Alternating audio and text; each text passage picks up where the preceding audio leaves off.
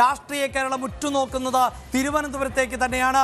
അവിടെയാണ് 100 സീറ്റുകളിലേക്ക് വോട്ടെടുപ്പ് നടന്നപ്പോൾ 50 സീറ്റുകളിൽ ഇപ്പോഴും NDA മുന്നിട്ട് നിൽക്കുന്നത്. BJPയെ സംബന്ധിച്ചിടത്തോളം 5 പതിറ്റാണ്ടായുള്ള സ്വപ്നമാണ് ഇപ്പോൾ സാക്ഷാത്കരിക്കപ്പെട്ടത് എന്നാണ് BJPയുടെ സംസ്ഥാന നേതാക്കൾ ഉൾപ്പെടെ പ്രതികരിച്ചത്.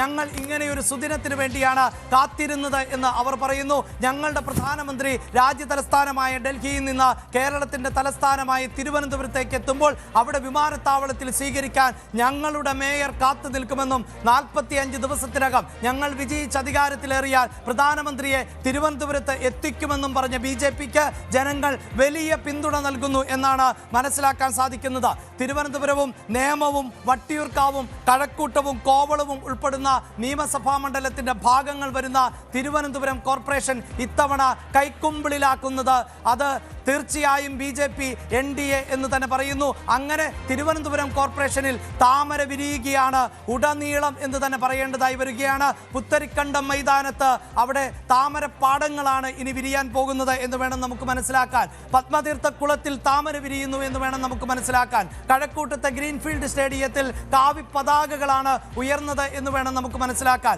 അങ്ങനെ രാഷ്ട്രീയ കേരളം കാതോർത്ത തെരഞ്ഞെടുപ്പിൽ, കണ്ണുകൂർപ്പിച്ച തെരഞ്ഞെടുപ്പിൽ ഇതാ ഇപ്പോൾ NDA പടയോട്ടം തന്നെയാണ് തലസ്ഥാനത്ത് നമുക്ക് കാണാൻ സാധിക്കുന്നത്. വോട്ടെണ്ണൽ ആരംഭിച്ച് 6 മണിക്കൂറുകൾ പിന്നിടുമ്പോൾ കേരളം ഉറ്റുനോക്കുന്നു തിരുവനന്തപുരം NDA ഭരിക്കുമോ എന്ന്. 50ലേക്ക് എത്തി നിൽക്കുന്നു NDAയുടെ ആ മാന്ത്രിക സംഖ്യയ്ക്ക് തൊട്ടടുത്ത 51 സീറ്റുകളിൽ ആണ് NDAക്ക് ഭരണം ഉറപ്പിക്കാൻ ആവശ്യമായിട്ടുള്ളത് എങ്കിൽ 50 സീറ്റുകളിൽ ഇപ്പോൾ NDA എത്തി നിൽക്കുന്നു. കേവലം 1 സീറ്റ് മാത്രമാണ് അകലം. അവിടെ ആരെയായിരിക്കും BJP പാളയത്തിലേക്ക് എത്തിക്കുക? 2 സ്വതന്ത്രർ എന്നത് ഇപ്പോൾ നിലനിൽക്കുന്നു. ആ 2 സ്വതന്ത്രരിൽ ഒരാളെയെങ്കിലും ഒപ്പം ചേർത്താൽ ഭരണം പിടിക്കാമെന്ന സാഹചര്യം ആണ് തിരുവനന്തപുരത്തുള്ളത്. അങ്ങനെ തിരുവനന്തപുരത്ത് BJP ചരിത്രത്തിൽ ആദ്യമായി അധികാരത്തിൽ വരുമോ എന്നത് എല്ലാവരും ഉറ്റുനോക്കുന്നു. ഒരുപക്ഷെ ഇന്ത്യയിൽ തന്നെ ഏറ്റവും പഴക്കം ചെന്ന കോർപ്പറേഷനുകളിൽ ഒന്നാണ് തിരുവനന്തപുരം. 1940 രൂപീകൃതമായ തിരുവനന്തപുരം കോർപ്പറേഷൻ, ഇന്ത്യക്ക് സ്വാതന്ത്ര്യം ലഭിക്കുന്നതിന് മുമ്പ് രൂപീകൃതമായ തിരുവനന്തപുരം കോർപ്പറേഷൻ, ഇന്ത്യ എന്ന രാജ്യം സ്വാതന്ത്ര്യം നേടുന്നതിന് മുമ്പ് രൂപീകൃതമായ ആ കോർപ്പറേഷനാണ് BJP ഭരിക്കാൻ പോകുന്നത് എന്നതാണ് എടുത്തു പറയേണ്ടത്. കേരളം എന്ന സംസ്ഥാനം രൂപീകൃതമാകുന്നതിന് മുമ്പ് രൂപീകൃതമായ കോർപ്പറേഷനാണ് തിരുവനന്തപുരം കോർപ്പറേഷൻ. ആ കോർപ്പറേഷനിൽ ആണ് ഇപ്പോൾ താമര വിരിയുന്നത് എന്നതാണ് രാഷ്ട്രീയ കേരളം ഉറ്റുനോക്കുന്നത്.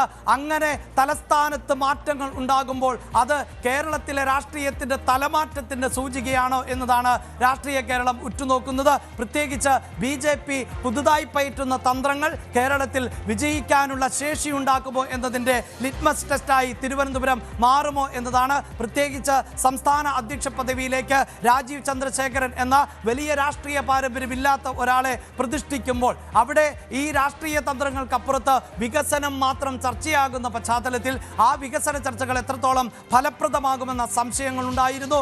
മാറാത്തത് ഇനി മാറും എന്ന മുദ്രാവാക്യം ആയിരുന്നു BJP ഈ തെരഞ്ഞെടുപ്പിൽ ഉടനീളം മുന്നോട്ട് വെച്ചത്.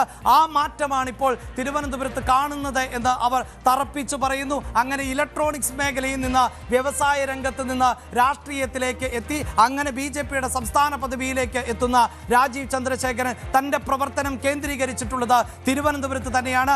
ആ ആത്മവിശ്വാസമായിരുന്നു തൃശ്ശൂരിലെ മീറ്റ് ദ പ്രസ് പരിപാടിയിൽ പങ്കെടുത്തുകൊണ്ട് താൻ നേമത്ത് മത്സരിക്കും എന്ന് പറയുന്നത്. പ്രേക്ഷകരെ, ഒരു കാര്യം ഉറപ്പിച്ചു പറയാം, നേമത്ത് രാജീവ് ചന്ദ്രശേഖരൻ മാറ്റുരയ്ക്കുമെങ്കിൽ തിരുവനന്തപുരത്തെ മറ്റ് പ്രധാനപ്പെട്ട നിയമസഭാ മണ്ഡലങ്ങളിൽ BJPയുടെ കരുത്തരായ സ്ഥാനാർത്ഥികളെ കളത്തിലിറക്കിക്കൊണ്ട് നിയമസഭയിലും ശക്തമായ പോരാട്ടം കാഴ്ചവെക്കുക. ആ സൂചനയാണ് ഇപ്പോൾ NDAയുടെ ഈ മുന്നേറ്റം നൽകുന്നത്. തീർച്ചയായും